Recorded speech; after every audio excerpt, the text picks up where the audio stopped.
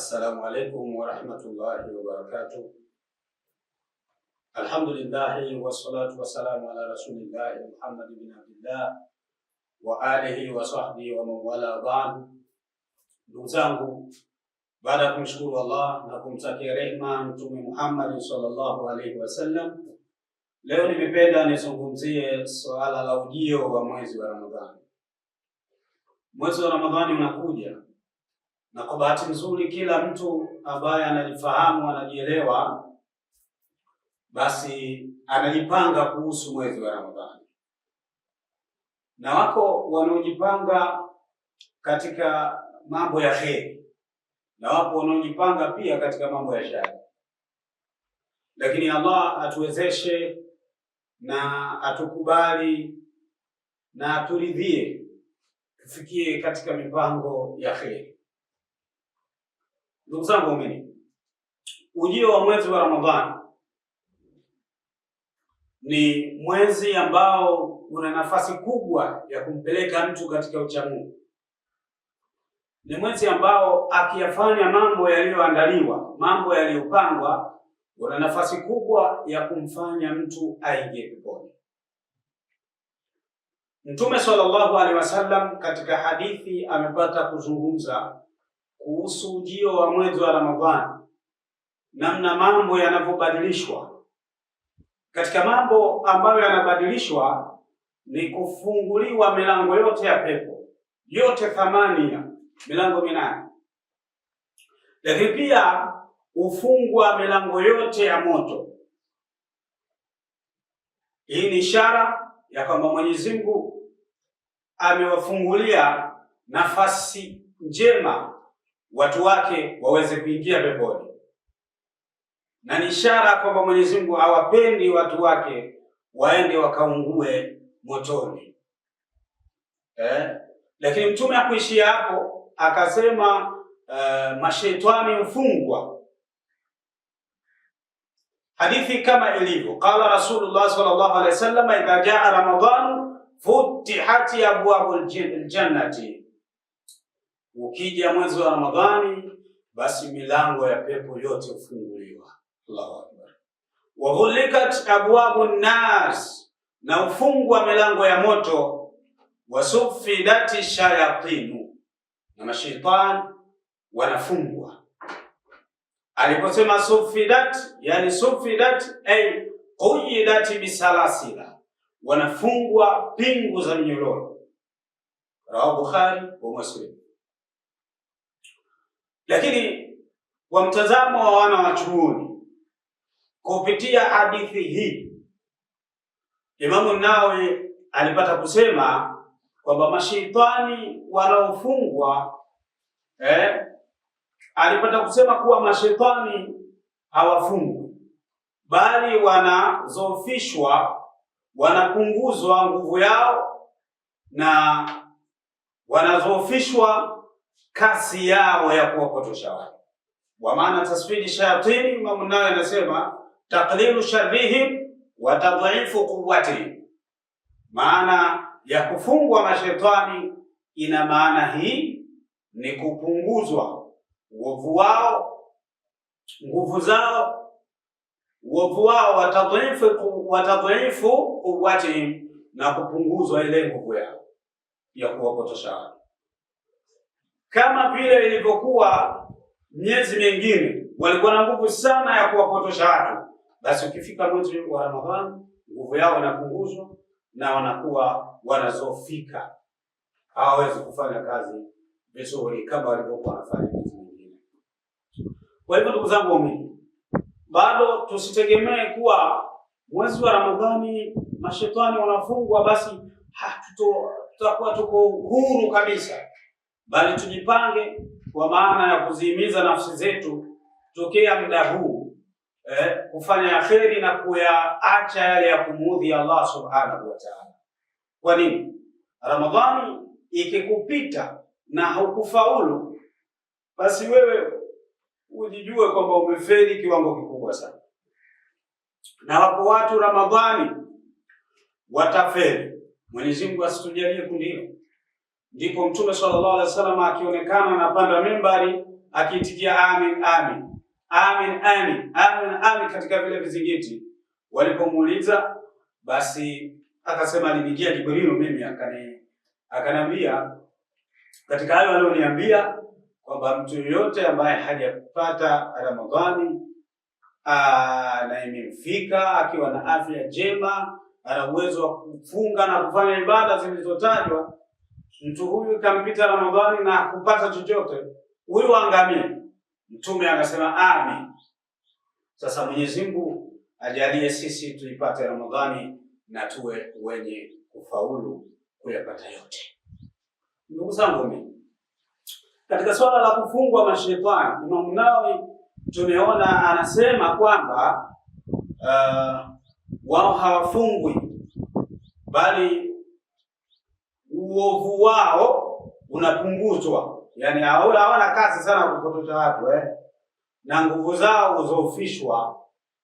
Lakini ukimwangalia Al-Qadhi Iyad, mwanachuoni huyu, anasema yahtamilu an yakuna ala haqiqati. Yeye anasema ubebewa maana taswiri shaitani kwa maana ya kufungwa kwa uhakika, wa anna shayatinu tughalu haqiqatan. Maana hizi mbili kwamba ubebewa kuwa wanafungwa kwa uhakika mashaitani, wa yahtamilu an yakuna majaza, na ubebewa pia maana ya kwamba ni majazi, hawafungwi. Yaqilu ighwa'u, uchachika kule kupoteza kwao watu, kupotosha kwao watu. Ndugu zangu, mimi tusije tukategemea ya kwamba sheitani atafungwa basi sisi tuziache tu nafsi zetu, bali tuziekee mipaka kabla Ramadhani hajafika, kwamba sasa hapana, jambo hili sio zuri, linamudhi Allah, na liacha kabisa. Hili ni zuri na likimbilia. Katika mambo mazuri ni kuwasaidia watu. Wako matajiri ukiwaambia kwamba wasaidieni watu, wewe unaosema yale maneno unaonekana ni mbaya wao, unaonekana ni adui kwao. Yaani wewe unawaambia wasaidieni wenzenu ili wapate, matajiri wapate nini? Wapate kheri kwa Mungu wao, kwa sababu ile ni neema ambayo wanaweza wakasababika kupata pepo kirahisi, kwa maana kupitia hiyo ule uwezo wao ndio watakuona bwana, huyu anatushambulia sana, huyu anatutaja sana sisi, huyu anataka nini? Anataka tuwe mafukara. Mambo kama haya yalimkuta Thalaba. Alikuwa sahaba Thalaba, kipindi hicho hali yake ngumu, akaendelea kuishi msikitini muda wote, anatawaza, anaswali sana. Akamwambia Bwana Mtume, nimechoka, niombee dua. Mtume sallallahu alaihi wasallam ni mtu wa watu. Mtume ni mtu mwenye usikivu, ni kiongozi ambaye anasikiliza watu wote na kuwafanyia kazi mambo yaliyokuwa yana manufaa. Akainua mikono Bwana Mtume sallallahu alaihi wasallam juu, akamwambia Mwenyezi Mungu, mpe mali. Alipopata mali, ukafika wakati mali zake zinahitajika kutoa zaka, Mtume akamtuma mtu akamwambia Thalaba atoe zaka. Thalaba akaanza kusema, Mtume sasa anaanza huyu kutaka kunichukulia hizo mali niwe fukara sasa. Thalaba kagoma. Alipogoma na ndio ukawa mwisho wa kumfuata Bwana Mtume sallallahu alaihi wasallam. Huyu ametoka katika ule uswahaba na kaingia katika kundi la waovu kama wengine. Kwa sababu gani? Ya kumuona Bwana Mtume ni mbaya wake katika kutaka zile mali ziingie katika fungu miongoni mwa mafungu yaliyofaradhishwa na Allah subhanahu wa ta'ala. Kwa hivyo lazima tuweke mipaka, kuziwekea nafsi zetu ili ziweze kufanya, ziweze kuingia katika mwezi wa Ramadhani, na huku ikiwa Mwenyezi Mungu subhanahu wa ta'ala ana mipango ya kuturidhia. Maana yake tuingie na hali ya kuwa tushaacha makando yote. Ndugu zangu, maana hizi alizoeleza kabla ya kwamba kufungwa kiuhalisia mashetani, maana ya kwanza, au kupungua uwezo wa kupotosha watu. Ibn Taymiyyah anasema Qala Ibn Taymiyyah, tasfidu shayatini la yamna'u wuqu'a al-ma'asi fa inna lil-ma'asi asbaban akhara ghayra ash-shayatini kan-nafsi wal-hawa. Majmu' Fatawa, maneno haya. Ibn Taymiyyah anasema kule kufungwa, maana ya kufungwa mashaitani akuziwi kutokea maasi, kutokea dhambi. Kwa sababu gani? Fa inna lil maasi asbaban akhar, maasi yana sababu nyingine ya kupatikana, ghaira shayatin, si kwa mashaitani peke yake. Kanafsi, kama nafsi yenyewe. Nafsi yenyewe inaweza ikamwangamiza mtu, ikamtumbukiza katika uasi. Wal hawa, na yale matamanio. Na watu wengi tuko hapa kwenye matamanio. Ipo haja ya kujipigia mstari, kujikagua. Nafsi kama nafsi ina tabu nayo, lakini na matamanio. Watu wanatamani kila siku, mpaka mambo ya upuuzi kabisa, mara zote yawepo usiku na mchana. Sasa je, swali la kujiuliza, hal tusfadu jamiu shayatini? Tunaona kwamba ipo kauli ya Mtume sallallahu alayhi kufungwa mashaitani, na wanazuoni hapa kwa kauli hizo nukuu, wako wanaosema wanafungwa kiuhakika, lakini Ibn Taymiyyah anasema kufungwa kwao sawa, hakuziwi kutotokea maasi. Kwa hivyo kutokea maasi, na utaona Ramadhani hiyo hiyo, ndio maana nikasema kuna watu wanajipanga kwa ajili ya ubaya vile vile, kwa ajili ya maasi. Ramadhani hiyo watu wataacha kufunga, Ramadhani hiyo watu watafanya maovu mbalimbali, Ramadhani hiyo watu watawakera watu. Kuwakera watu ni katika moja ya dhambi, ndugu zangu. Ni katika moja ya dhambi. Yaani Mtume sallallahu alayhi wa alihi wasallam ametukataza sana kuwakera watu. Hata wale maiti tumeambiwa tutaje yale mema yao, wadhkuru mahasina mautakum. Ndugu zangu, sasa je, mashetani wanafungwa wote au kuna wengine wanabaki na wao wanaendeleza vita ya kuwapotosha watu? Qala Ibn Hajar al-Asqalani rahimahullah. Ibn Hajar anazungumza katika Fathul Bari, al-muradu bi shayatini maradatu shayatini wa hum ashadduhum sharran.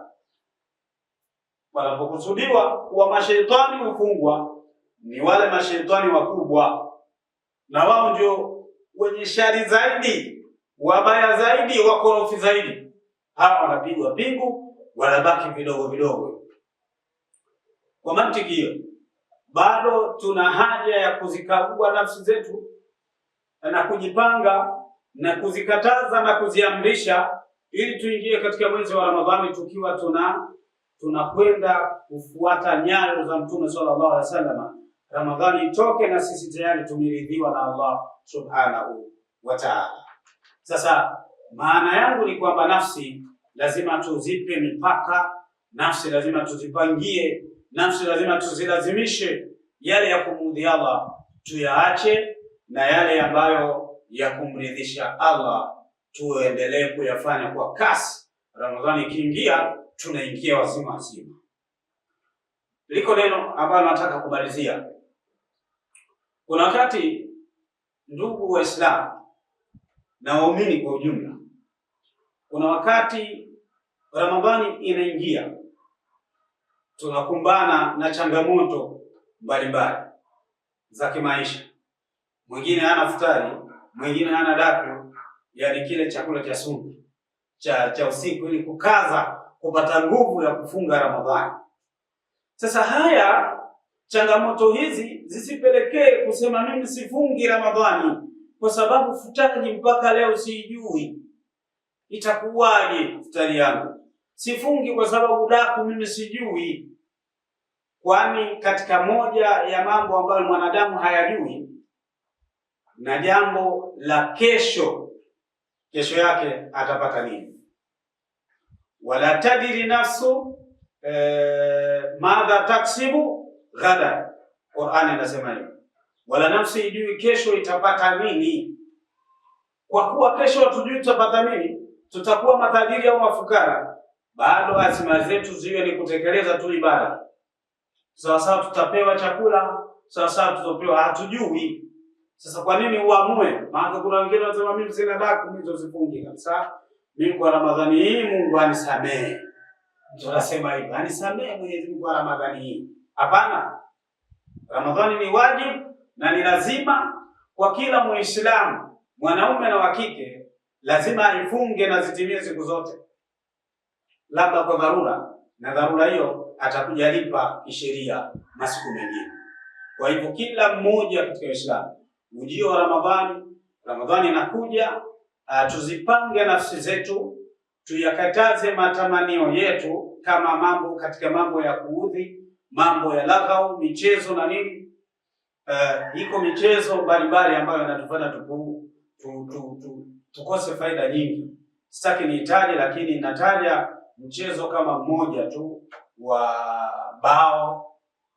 Nimepata kuona watu wakicheza sana bao, na kipindi hiko mimi niko mdogo, naona mtu shakuwa hapo ni bao tu mpaka jua linazama. Hapana, lazima tufuate zile nyayo za Mtume sallallahu alaihi wasallam ili tuweze kunufaika zaidi katika mwezi wa Ramadhani. Ndugu zangu, mimi nimekuja na maneno haya kwa kuona Ramadhani inayokuja ni kitu cha thamani sana. Kama tutafanikiwa kuipata, basi tusije tukapoteza malipo yaliyotajwa pale, na tusimtupie mzigo shetani tukatupa kwa shetani tu, bali nafsi zetu nazo zinaweza zikatuingiza katika shimo la upotovu na matamanio. Kwa hivyo tuna haja ya kuzikagua nafsi, na yale ambayo tunayatamani tukiyaona haya yatatuingiza katika kufeli, tuyakatae mapema kabla ya Ramadhani hajafika, na tukiona haya yatatupeleka kwenye kufaulu, haya ndiyo yanayohitajiwa. Na mwezi wa Ramadhani unakuja kwa ajili yetu.